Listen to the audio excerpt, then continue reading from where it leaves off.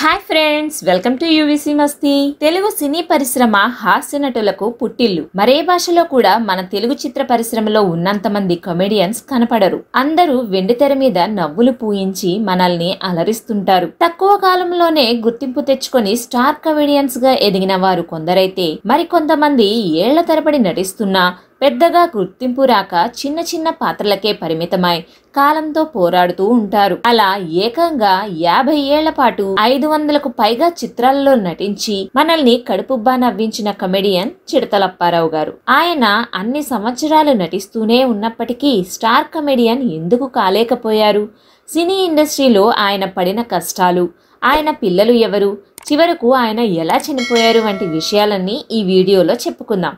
Skip చేయకుండా video చివరి వరకు చూడండి. ఫ్రెండ్స్, ముందుగా ఆయన గురించి కొన్ని విషయాలు తెలుసుకుందాం. అప్పారావుగా ఉండే ఆయనను అందరూ చిడతల అప్పారావు అని పిలుస్తుండేవారు. ఆయనకు ఆ పేరు రావడానికి ఓ చిన్న స్టోరీ ఉంది ఫ్రెండ్స్. అదేంటో ఇప్పుడు చెప్పుకుందాం. అప్పారావు గారు రాజమండ్రిలో పుట్టారు. ఆయన పెద్దగా చదువుకోలేదు. చిన్నప్పటి నుండే నాటకాలంటే ఇష్టం ఉండడంతో చదువుని అశ్రద్ధ చేశారు. శ్రీకృష్ణ తులాభారం, చింతామణి వంటి పలు నాటకాల్లో నటించేవారు. అప్పట్లో బాలనాగమ్మ నాటకంలో ఆయన చేసిన తిప్పడు పాత్ర ఆయనకు బాగా పేరు తెచ్చిపెట్టింది. అది హాస్య ప్రధాన పాత్ర కావడంతో అప్పటి నుండి ఆయనకు కామెడీ పాత్రలే ఎక్కువగా వచ్చేవి. అప్పారావు గారికి నటనే కాకుండా పద్యాలు, పాటలు కూడా బాగా పాడేవారు. అంతేకాదు ఆయన కొన్ని సంగీత వాయిద్యాలను కూడా వాయించేవారు. హరికథ, బుర్రకథలలో ఆయన చిడతలు ఎక్కువగా వాయించేవారు. అలా ఆయనకు చిడతల అప్పారావు అని పేరు వచ్చింది. ఇక ఈయన సినీ రంగ ప్రవేశం గురించి తెలుసుకునే ముందు చిన్న రిక్వెస్ట్ ఫ్రెండ్స్, మన ఛానల్లో వీడియోలను చాలా మంది చూస్తున్నారు కానీ సబ్స్క్రైబ్ చేసుకోవటం మర్చిపోతున్నారు. మా వీడియోలు మీకు నచ్చినట్లయితే మాత్రం మర్చిపోకుండా సబ్స్క్రైబ్ చేసుకోండి ఫ్రెండ్స్. దానితో మాకు కొంత మోటివేషన్ వస్తుంది. అలాగే మరిన్ని మంచి వీడియోలు మీకోసం తీసుకువస్తాం. అప్పారావు గారు 1951లో వచ్చిన పెంకి పిల్ల మూవీతో టాలీవుడ్ లో ఎంట్రీ ఇచ్చారు. ఈ సినిమాకు డైరెక్టర్ బివి రామనాథన్ గారు రాజమండ్రికి చెందిన వారే కావడంతో చెన్నైకి పిలిపించి మరీ ఆ సినిమాలో అప్పారావు గారికి ఓ వేషం ఇచ్చారు. అలా ఆయన ఇండస్ట్రీకి వచ్చారు. నిజానికి 1951లో అప్పారావు గారితో చెన్నైకి వెళ్లటానికి ట్రైన్ ఎక్కిన వారిలో ప్రముఖ కమెడియన్ రాజబాబు, నిర్మాత జయకృష్ణ గారు కూడా ఉన్నారు. వీరు ముగ్గురు మరో స్నేహితుడితో కలిసి చెన్నై చేరుకున్నారు. ఆ తరువాత బివి రామనాథన్ గారు మరో సినిమా తీసేందుకు సన్నాహాలు చేస్తున్నారు. అందులో కూడా అప్పారావు గారిని నటింపజేయాలనుకున్నారు. కానీ ఆయన ఆ సినిమా మొదలు పెట్టకుండానే చనిపోయారు. దానితో అప్పారావు గారికి ఏం చేయాలో తెలియని అయోమయ పరిస్థితి ఏర్పడింది. అప్పారావు గారు అభిమానం గల మనిషి కావటంతో ఎవరి దగ్గరకు వెళ్లి తనకు వేషాలు ఇవ్వమని అడిగేవారు కాదు. తన దగ్గరకు వచ్చిన రాజు, పేద, అమర సందేశం వంటి కొన్ని సినిమాల్లో హాస్య పాత్రలో నటించారు.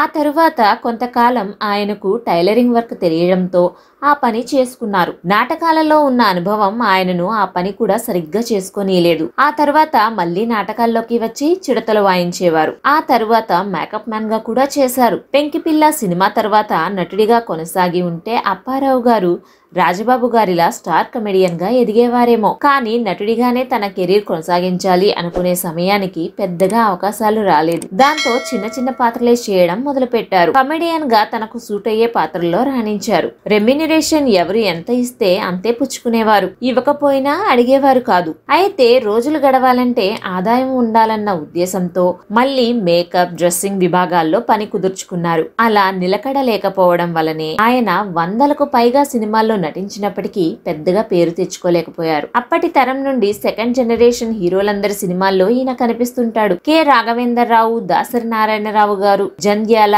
ఈవీవి సత్యనారాయణ గారి సినిమాల్లో ఈయన ఎక్కువగా ఉండేవారు. ఆలీబాబా, అరడజన్ దొంగల్లో ఓ దొంగగా ఆకట్టుకున్నారు. అల్లరి అల్లుడు, ముద్దుల ప్రియుడు, లారీ డ్రైవర్, ఆ ఒక్కటి అడక్కు, బృందావనం, కొండవీటి సింహం, వేటగాడు, సర్దార్ పాపారాయుడు, బొబ్బిలి యుద్ధం వంటి కొన్ని సినిమాలు ఆయనకు మంచి పేరు తెచ్చిపెట్టాయి. ఇక ఈయన భార్య, పిల్లల గురించి ఇప్పుడు తెలుసుకుందాం. ఇది తెలుసుకునే ముందు మా వీడియో నచ్చినట్లయితే మర్చిపోకుండా ఈ వీడియోకు లైక్ ఇవ్వండి ఫ్రెండ్స్. అది ఇలాంటి మరిన్ని వీడియోలు చేయడానికి మాకెంతో ప్రోత్సాహాన్ని ఇస్తుంది. ఇచ్చారా? Thank you friends. మొదటి భార్య చనిపోవడంతో మళ్లీ దుర్గా అనే ఆమెను పెళ్లి చేసుకున్నారు. ఈయనకు కూతురు కృష్ణవేణి, కుమారుడు నవీన్ కుమార్ ఉన్నారు. కొడుకు నవీన్ కెమెరామెన్ గా పనిచేస్తున్నారు. కొన్ని షార్ట్ ఫిల్మ్స్ కి డైరెక్టర్ గా కూడా చేశారు. అప్పారావు గారి కూతురు చెన్నైలో ఉంటున్నారు. అప్పారావు గారికి దానగుణం కూడా చాలా ఎక్కువే.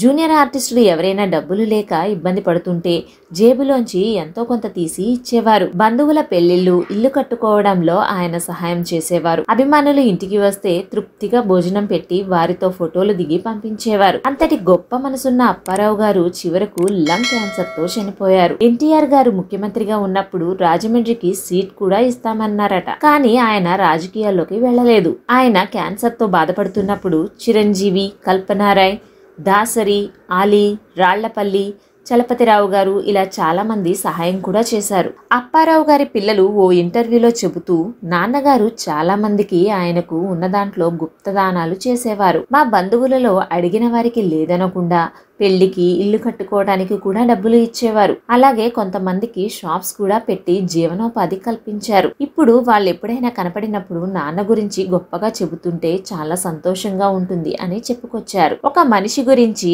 ఆయన లేనప్పుడు అంత గొప్పగా చెప్పేవాళ్ళు ఉన్నారంటే ఆ మనిషికి అంతకంటే ఇంకేం కావాలి? తనకు ఉన్నంత దాంట్లో ఇతరులకు సహాయపడే గొప్ప మనసున్న అప్పారావు గారి ఆత్మకు శాంతి చేకూరాలని కోరుకుందాం. ఇది ఫ్రెండ్స్, చిడతల అప్పారావు గారి లైఫ్ స్టోరీ. అప్పారావు గారు నటించిన సినిమాల్లో మీకు బాగా నచ్చిన సినిమా ఏదో కామెంట్ సెక్షన్లో మాకు తెలియజేయండి. అలాగే ఈ వీడియో మీద మీ అభిప్రాయాన్ని కూడా కామెంట్స్లో తెలియజేయండి. Thanks for watching friends. జై హింద్.